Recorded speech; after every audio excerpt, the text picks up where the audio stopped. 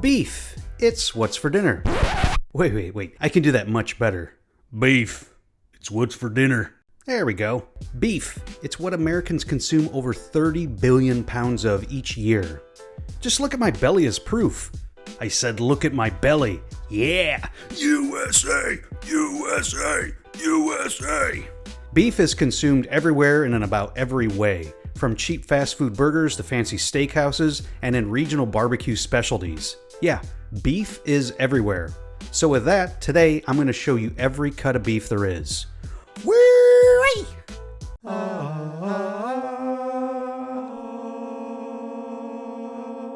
But before I jump in, be sure to subscribe to Come to Cheesus. Cheesus will bless you for this, and let me know in the comments below what other food breakdowns you would like to see. Alright, let's see those cuts, brah. When a butcher gets a whole side of beef, I presume it's a happy day. They cut it into what's known as the 9 primal cuts of beef.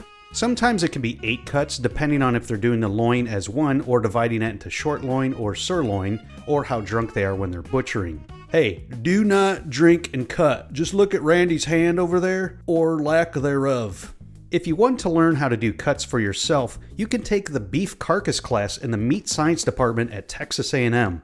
Yeah, Texas takes their beef seriously. Students, today in class I want to answer the question Claire Pellers asked so many years ago in a commercial for Wendy's when she asked, "Where's the beef?" Dude, this class is so hard. But there are 9 primal cuts. Chuck, rib, short loin, sirloin, round, flank, short plate, shank, brisket. From there you can further butcher the beef into numerous subprimal cuts. Primal and subprimal don't necessarily mean one's better than the other. It's just different size cuts for different purposes. Subprimal is just a 90s death metal band name's way of saying you're cutting those big hunks into smaller pieces. Common subprimal cuts are neck, shoulders, top blade, bottom blade, ground beef, chuck steak, chuck fillet, strip loin, and tenderloin. From there, the beef can be cut down into portion cuts. Those are the cuts that wind up at the grocery store or on your plate at a restaurant. These cuts are like ribeyes, filet mignons, and T-bones. So with that out of the way, now let's get to the meats.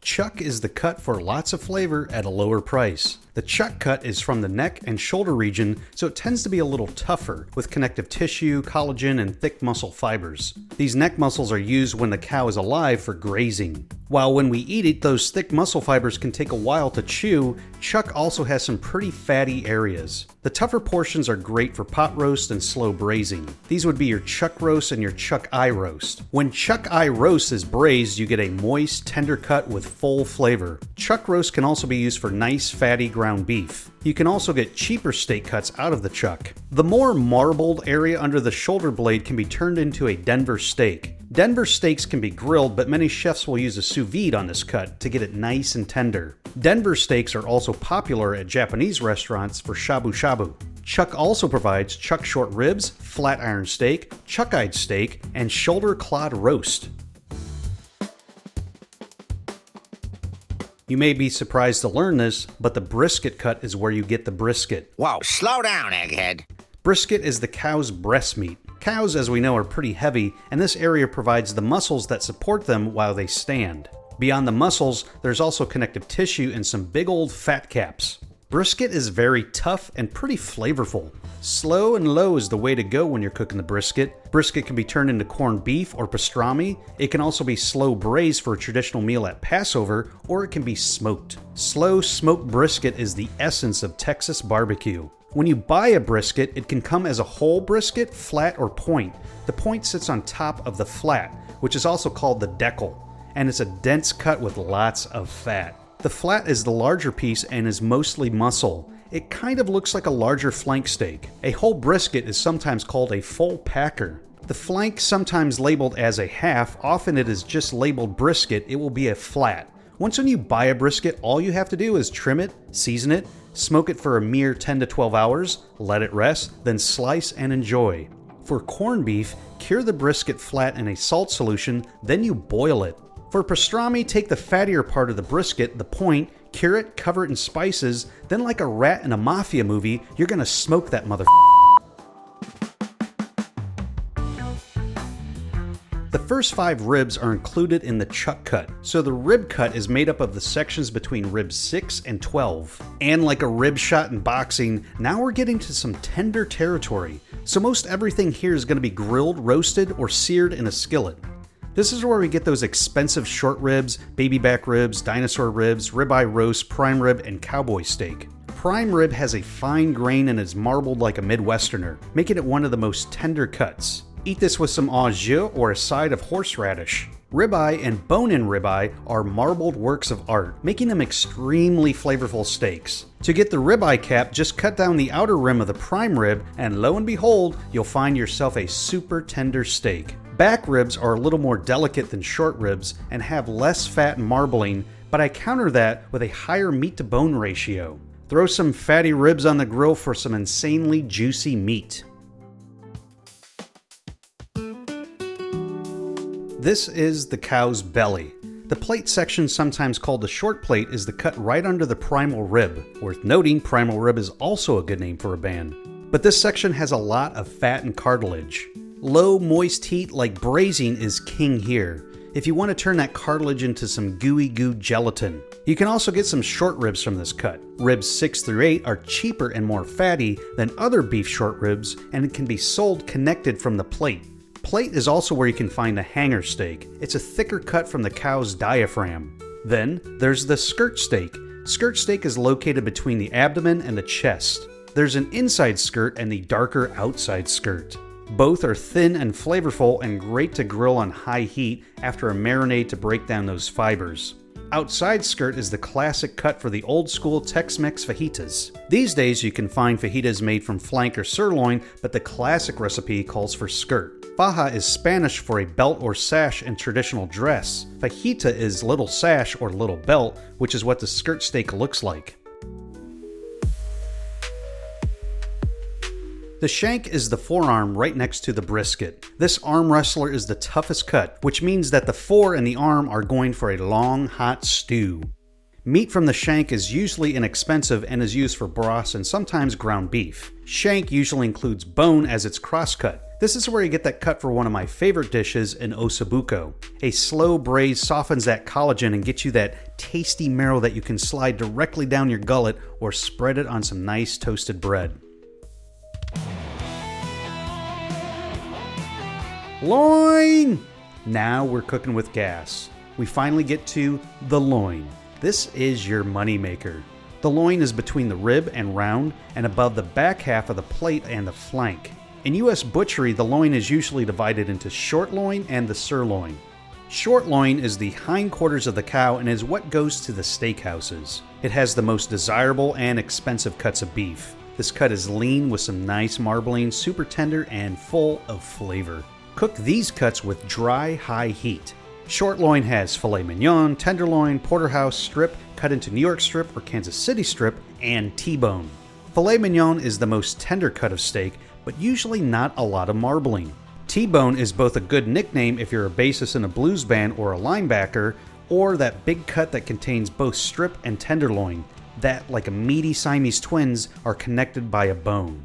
Depending on the size of the cow, one short loin cut can yield between 11 and 14 steaks. The sirloin is next to the short loin. It's clear to the rear leg going down from the hip to the flank. It's less tender than the short loin, but it's also fattier, so it's more flavorful. The sirloin can be divided into 2 cuts, top sirloin butt and bottom sirloin butt. I like sirloin butt, I cannot lie. Top sirloin is good for steaks. They're cut against the grain to seem more tender. This is where you get top sirloin steak, a nice affordable steak option. The most tender cut from the top sirloin is the sirloin cap or coulette steak, also known as the picanha in Brazilian barbecue. The bottom sirloin is tougher and sometimes used for ground beef. Tri-tip comes from the bottom sirloin. Tri-tip got its name from its triangular shape. It's a favorite in California style barbecue and it's sometimes called the Santa Maria steak. Tri-tip can be grilled or slow smoked. Next, we come to the cow's butt. Boy, if I had a nickel for every time I said that, I would have probably about $1. Round is lean and inexpensive, so it's usually cut into big roasts for slow stews, and cheap ground beef. Round can be divided into top round, bottom round, and knuckle. Top round is slightly more tender, which is kind of like saying you're the thinnest fat guy. Like Lionel Richie, top round roast is both lean and very tender. There's a lot of flavor there for not a lot of money. Top inside roast is sometimes used for London broil and is most commonly used for beef jerky. Bottom round is very tough and it's often used for pot roast and cheaper corned beef. Bottom round is also made into beef chip, and that's used for a Philly cheesesteak, or as they call it in Philadelphia, cheesesteak. Eye of the round steak and eye of the round roast are lean and tough. They're often cut into cubes and used for stews. Sometimes eye of round steak is passed off as fake filet mignon. So if you frequent a local gentleman's club and you get that $8.99 filet mignon steak lunch, bad news. You're most likely getting eye of round, and that stripper doesn't like you. Flank is right under the loin and corresponds with the abdominal muscle. This tough cut is usually cut thin and against the grain to make it more manageable, but it excels at soaking in marinades. Cook these thin slices quickly over high heat, like in a stir fry. And those are the main cuts. Are these all the cuts? No way. First of all, different countries butcher differently. So there's things like the Brazilian cuts and the French cuts, etc. Then there's the USDA classification thing of select, choice, and prime. And that just pertains to marbling. Select is the least marbled, prime is the most marbled. Any of those cuts that I mentioned could be select, choice, or prime, or even Wagyu, if they come from one of 4 approved breeds of Japanese cattle. There's also a buttload of miscellaneous cuts that aren't a part of the Primal Cut system. These have been historically used in cheaper specialty preparations and have become beloved dishes in their own right. These are cuts like tongue that you would use in tacos, Jewish delis, or Persian cuisine. Cheek is what you'd use in barbacoa. Oxtail, I want to do a whole video about this. Then you have neck, heart, liver, tripe, which is used in menudo or pho, and sweetbreads. Sweetbreads sound like a dessert, but they definitely are not. Sweetbreads are the thymus or pancreas of a calf, usually seared crispy with a creamy texture inside. And actually, you know what? I probably would have that for dessert. So what do you think? Do you have a favorite cut of meat? Let me know in the comments below, and while you're at it, check out some of my other videos only on Come the Cheesus.